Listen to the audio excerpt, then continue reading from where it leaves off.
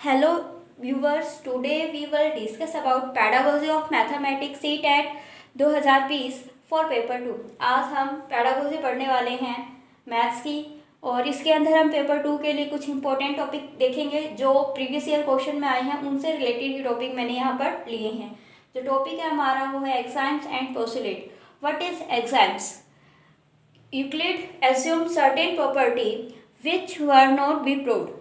Euclid ने कुछ properties ली, Euclid ने कुछ एज्यूम की, कुछ प्रॉपर्टीज मानी जो कि प्रूव नहीं थी, विच वर नॉट प्रूव, जिनको कि उन्होंने प्रूव नहीं किया।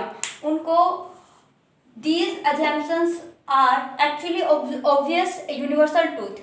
वो जो प्रॉपर्टीज उन्होंने मानी थी, जो कल्पना की थी, जो एज्यूम की थी, वो उन्होंने प्रूफ नहीं की थी, और वो जो एजम्पशन उन्होंने ली थी वो आपकी यूनिवर्सल ट्रूथ थी, मतलब हर जगह पर सर्वमान्य सत्य थी वो। ठीक है। He divide them into two part. उन्होंने उनको दो भागों में बांटा, जिनको कहा गया एक्साइम एंड पोस्टुलेट। ठीक है। अब देखिए यहाँ से एक्साइम और पोस्टुलेट की क्या मीनिंग निकल के आ रही है कि यूक्लिड ने अपने आप ही एज्यूम कर ली थी कुछ प्रॉपर्टी, जिनको एक्साइम और पोस्टुलेट कहा गया, उनका कोई प्रूफ नहीं दिया गया। अब देखिए एग्जाम्स के अंदर बहुत सारे क्वेश्चन यहाँ से आपको मिलेंगे इसी दो लाइन से, कि जो एक्साइम है और पोस्टुलेट है क्या होती है। बहुत सारे बच्चे कंफ्यूज रहते हैं कि एक्साइम और पोस्टुलेट का प्रूफ होता है, लेकिन ये बिल्कुल गलत है। एक्साइम और पोस्टुलेट का कोई प्रूफ नहीं होता है। उनको अपनी कल्पना के आधार पर ही यूक्लिड ने क्या मान लिया था, सत्य मान लिया था, यानी कि उनको ट्रुथ मान लिया था, और वो सिर्फ और सिर्फ उसकी कल्पना थी। और उनको क्या कहा गया था, एक्साइम्स और पोस्टुलेट। आगे देखते हैं पोस्टुलेट क्या होती है आपकी। Euclid use the term postulate. Euclid ने एक टर्म यूज की जो क्या थी, पोस्टुलेट, फॉर द अजम्पशंस, उन कथनों के लिए, उन अजम्पशंस के लिए वर स्पेसिफिक टू ज्योमेट्री, जो कि किससे रिलेटेड थे, ज्योमेट्री से, सिर्फ और सिर्फ ज्योमेट्री विषय से ही वो क्या करते थे, रिलेटेड थे। उन्हीं के लिए उन्होंने क्या माना, उनको पोस्टुलेट कहा। यानी कि जितने भी उन्होंने जो अपने अजम्पशंस लिए थे, उन अजम्पशंस में से जो ज्योमेट्री के लिए उन्होंने ली थी जो एजम्पशंस, उनको क्या कहा, पोस्टुलेट। तो यहाँ से एक क्वेश्चन यहाँ से बन जाता है आपका कि ज्योमेट्री से रिलेटेड अजम्पशंस क्या कहलाएंगी, एक्साइम कहलाएंगी या पोस्टुलेट कहलाएंगी या थ्योरम कहलाएंगी, या कोई और ऑप्शन वो आपको दे देगा। तो आपका क्या आंसर रहेगा यहाँ पर, पोस्टुलेट। कि जो आपकी अजम्पशंस जो है सिर्फ और सिर्फ ज्योमेट्री से रिलेटेड होती है, वो क्या कहलाती है, आपकी पोस्टुलेट कहलाती हैं। आगे देखते हैं axioms on other hand were assumptions used throughout math. दूसरी तरफ वे अजम्पशंस जो पूरे मैथ्स में इस्तेमाल की जा रही थी, they were not specially linked to geometry. वो केवल ज्योमेट्री से ही लिंक नहीं थी, बल्कि वो अजम्पशंस मैथ में किसी भी जगह यूज की जा रही थी। वो उन एजम्पशंस को उन्होंने क्या माना था, एक्साइम्स माना था। एक्साइम्स का कोई सेल्फ एविडेंस नहीं होता, यानी कि उनका कोई प्रूफ नहीं होता, वो स्वयं सिद्ध होती है। कोई भी उनका कोई प्रूफ नहीं होता, वो अपने आप में ही क्या होती है, सिद्ध होती है, अपने आप में ही क्या होती है, सच होती है। ठीक है। तो आपसे एक क्वेश्चन ये पूछा जाता है कि एक्साइम्स लिख देगा, व्हाट आर एक्साइम्स, तो नीचे चार ऑप्शन दे देंगे कि they have any proof, they have self evidence, assumptions, then आपको 4 ऑप्शंस वो देगा। तो आपको जो आंसर लिखना है वो क्या लिखना है कि एक्साइम्स है, उनका कोई प्रूफ नहीं होता, वो सेल्फ एविडेंस होती है, और वो एज्यूम की थी यूक्लिड ने अपनी कल्पना के आधार पर, और उनका कोई भी प्रूफ उन्होंने नहीं दिया था, और वो सर्वमान्य सत्य थी, संसार में हर जगह पर मानी जाती थी। उन्हें क्या कहा जाता है, एक्साइम्स कहा जाता है। सॉरी, यहाँ पर एम आएगा आपका। ठीक है। आगे देखते हैं कुछ इम्पोर्टेंट एग्जाम्स देख लेते हैं जो कि इम्पोर्टेंट है। देखिए ये आपकी 2019 में पूछी गई है, ये आपकी फर्स्ट एग्जाम है।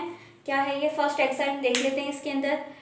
Things which are equal to same thing are equal to one another, मतलब कोई वस्तु या कोई भी चीज़ ऐसी है जो किसी दूसरी चीज़ के बराबर है और वो फिर आपस में भी क्या हो जाएंगी, बराबर। एक एग्जाम्पल लेते हैं, ये मैं आपको फर्स्ट एग्जाम सोल्व करके बता रही हूँ, उसके एग्जाम्पल के थ्रू। क्या है, देखिए आपके पास लेट कीजिए x जो है इक्वल है a के, ठीक है।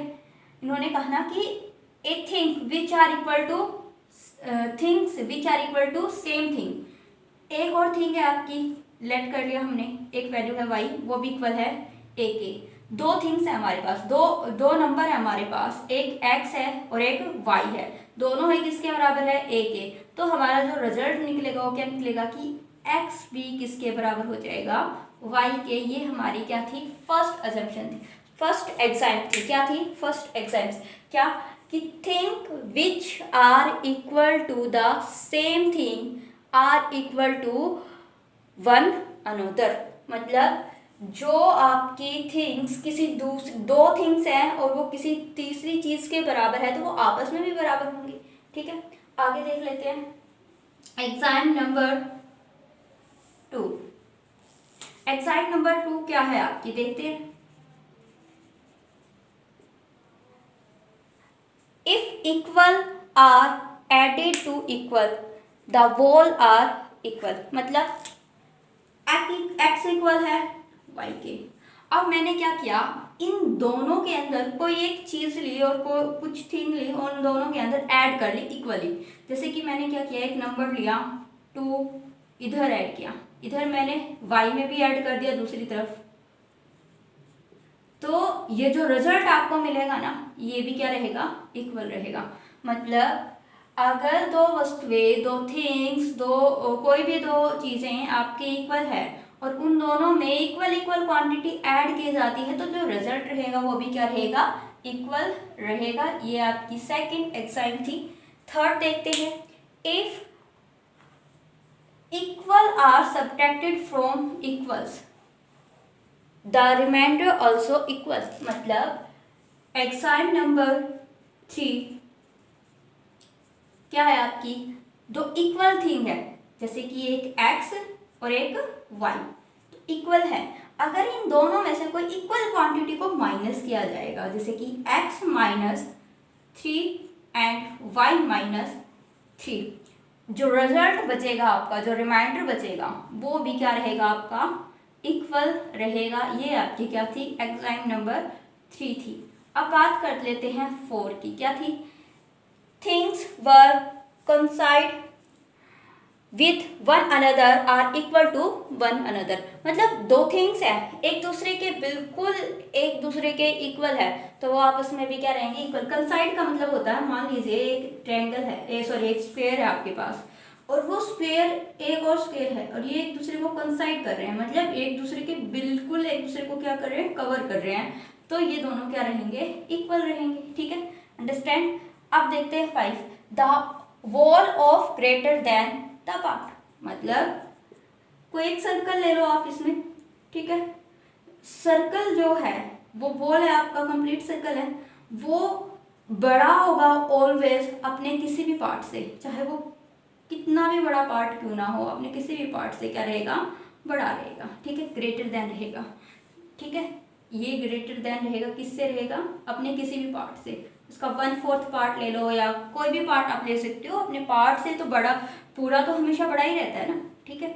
आगे देख लेते हैं 6 एग्जाम क्या है, things which are double of the same thing, दो सेम थिंग है, जैसे कि x है y है, दोनों सेम थिंग है, उनको क्या किया जा रहा है, डबल किया जा रहा है, तो रिजल्ट आएगा वो भी डबल, वो भी क्या होगा, इक्वल होगा। दो सेम थिंग है, दो इक्वल थिंग है, उन दोनों का डबल भी क्या होगा, इक्वल होगा। दो सेम थिंग है, उन दोनों का हाफ भी क्या होगा, इक्वल होगा। ये क्या थी आपकी 7 एग्जाम थी और ये आपकी कौन सी थी, 6 एग्जाम। तो ये मैंने आपको यहाँ पर जो मोस्ट इम्पोर्टेंट एग्जाम्स है, जो एग्जाम्स में इनसे रिलेटेड क्वेश्चन आता भी है, आप चाहे तो दिसंबर 2019 का क्वेश्चन पेपर उठा के देखना, उसके अंदर ये क्वेश्चन पूछा गया है, ये यहाँ से क्वेश्चन आया हुआ है, इसलिए मैंने आपको ये टॉपिक कराया है। नेक्स्ट टॉपिक जो होगा हमारा वो होगा या तो डेफिनेशन हो सकता है या पोस्टुलेट हो सकता है। ठीक है, thank you so much. Video अगर अच्छे लगे तो लाइक कीजिए, शेयर कीजिए एंड सब्सक्राइब कीजिए। Thank you so much.